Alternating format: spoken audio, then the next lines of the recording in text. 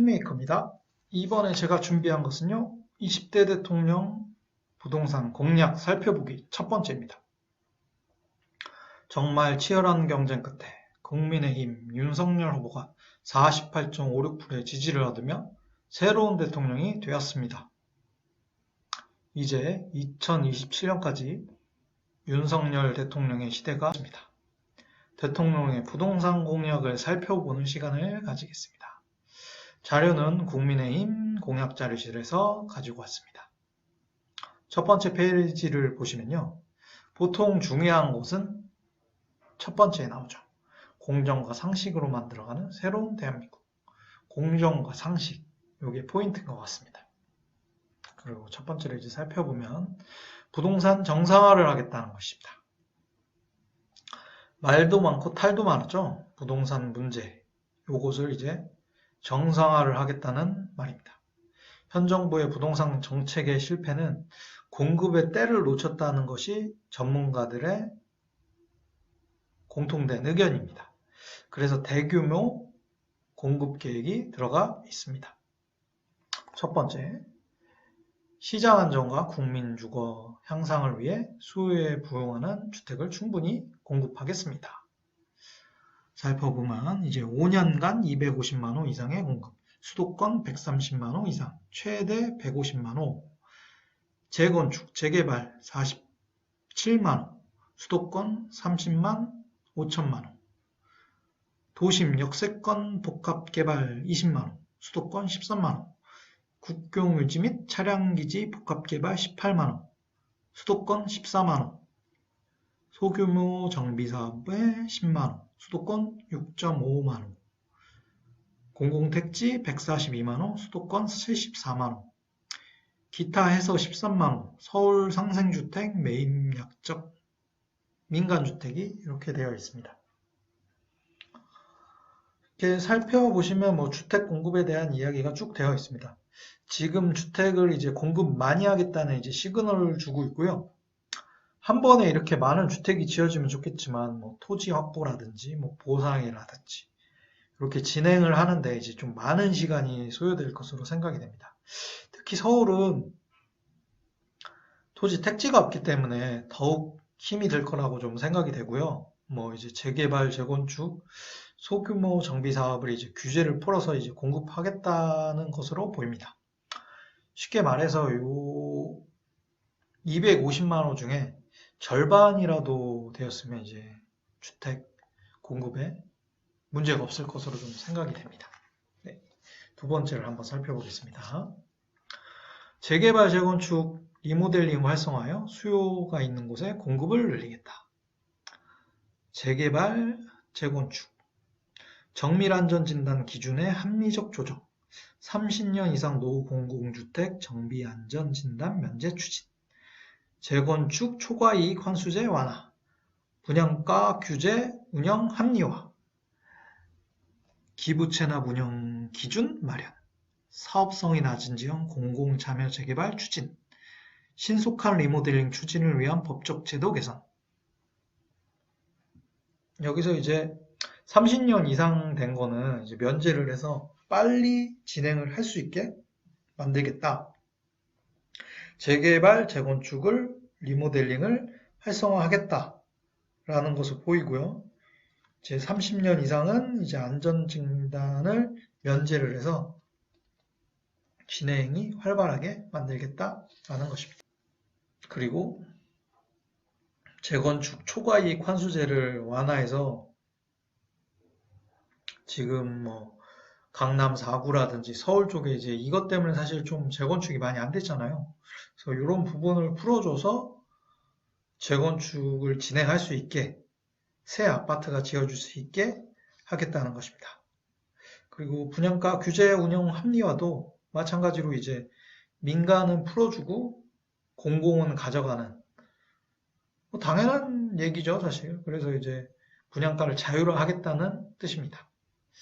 그리고 또 중요한 게 공공의 재개발을 이제 좀 추진할 수 있게 낮은 지역은 공공재개발이 될 수 있도록 하겠다는 것인데요. 이게 사실 좀 말이 많죠. 권리 산정일 때문에라도 그런 것도 있고요. 너무 많은 정책들이 한꺼번에 나오니까 이제 권리 산정일이 다 다르고, 그리고 지금 잘못 썼다가는 현금 청산 당할 수 있기 때문에 뭐 재산권에 심각한 부작용을 낳고 있죠. 그래서 요거는 좀 지켜볼 사안으로 생각이 됩니다. 다음을 한번 살펴보겠습니다. 다음은 세 번째. 1기 신도시를 재정비하여 차세대 명품 신도시로 재탄생시키겠습니다. 1기 신도시 재정비 사업 촉진을 위한 특별법 제정. 1기 신도시의 양질의 주택 10만호 공급 기반 구축. 3기 신도시 등의 1기 신도시 재정비를 위해 이주 전용 단지 마련. 뭐 1기 신도시 이제 리모델링을 좀 풀어주고 재건축도 할 수 있게 해주겠다는 건데요. 뭐 이게 특별법이라서 국회를 통과해야 되는 상황이라 조금 뭐 지켜봐야 될 사안으로 생각이 됩니다. 그리고 저층 단독 다가구 정비를 활성화하여 주거 환경 수준을 높이겠습니다. 소규모 정비 사업을 적극 활용. 도로로 구획된 면적뿐 아니라 인접 토지 일부 포함 허용, 용적률 확대, 매입 협의 절차, 신속 지원. 주택도시기금과 문화, 체육시설에 주로 상향되는 SOC 지원, 재원의 주차장, 복지시설 등 지원, 지역 청년들의 소자본, 창업 지원, 노점 카페를 허용 지원 확대. 소규모 이제 주택 정비 사업, 간단하게 말하면 가로주택 사업, 모아주택, 모아타운, 공공재개발 이렇게 뭐 개발 사업을 이제 규제를 좀 풀어줘서 거기에 이제 SOC, 생활 SOC, 도서관이랑 체육관을 넣겠다는 겁니다. 이렇게 진행이 될 거고요. 다음에 다섯 번째를 보면 주택 임대 시장을 정상화하여 임차인의 주거 안정을 강화하겠다. 임대차법 전면 재검토. 이게 사실 좀 많이 중요하죠. 3대차 임대차 3법으로 해서 전월세 신고제, 전월세 상한제, 계약갱신 청구권이 있습니다. 사실 이 법 때문에 같은 아파트라도 전세가 다 제각각이고 그 다음에 전세가 폭등을 야기시켰죠. 부동산 정상화를 위해서 꼭 필요한 정책이라고 좀 생각이 듭니다.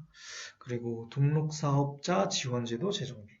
예전에 뭐 인센티브를 주었던 이제 등록임대사업자를 뭐 부활시키겠다고 생각하시면 될 것 같습니다. 그리고 공공임대주택과 함께 민간임대주택을 활성화하여 전월세난을 해소하겠습니다. 세제 및 금융지원 강화로 장기 민간임대주택 시장 활성화. 계측 혼합을 위한 민간임대주택 일부를 취약계층에 배정.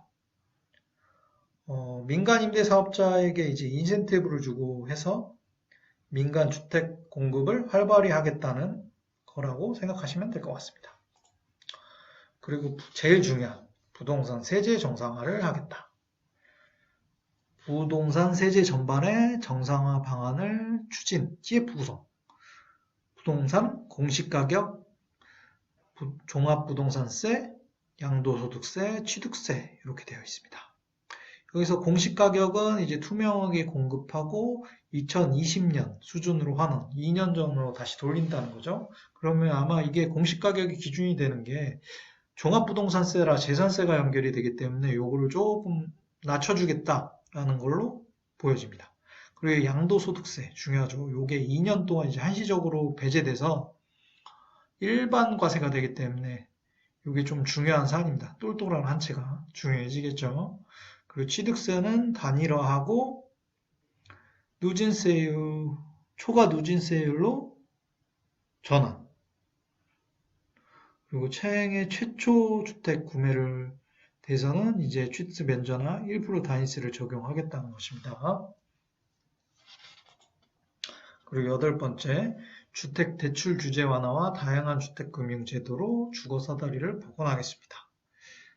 그래서 LTV 규제를 합리적으로 개편. LTV가 주택담보대출 비율로 상한을 80% 올려주면 주택을 조금 더 쉽게 살 수 있게 해준다는 거예요.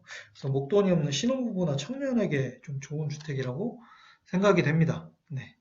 그래서 뭐 여기서 신혼부부 또는 생애 최초 주택 구매자 내 집 마련 금융 지원도 강화하고 그다음에 전세대출이나 대출이자도 지원해 준다고 합니다. 근데 좀 한 가지가 빠진 게 DTI라고 해서 충부채 상환 비율이라고 소득에 따라서 대출한다고 정해지는 것이 있습니다. 근데 요게 좀 완화가 같이 안 돼서 이제 반쪽짜리 정책이 아니냐라는 좀 생각이 좀 들기도 합니다. 그리고 아홉 번째, 외국인의 투기성 주택 거래를 규제하여 국민의 거주권을 보호하겠습니다. 비거주 외국인의 주택 거래 허가제를 도입하여 외국인의 주택 거래를 방지. 외국인 주택 거래 자금 출처 조사를 내국인과 동일하게 적용해 탈세 및 가상화폐 활용한 환치기 방지. 외국인의 투기성 부동산 취득에 적절하게 대응하기 위해 지역별, 유형별, 보유 현황에 대해 구체적인 조사 및 데이터 구축이라고 나와 있습니다. 뭐 여기서 이제 다 한번 살펴보니까요. 뭐 중요한 것은 이제 세금이죠, 사실.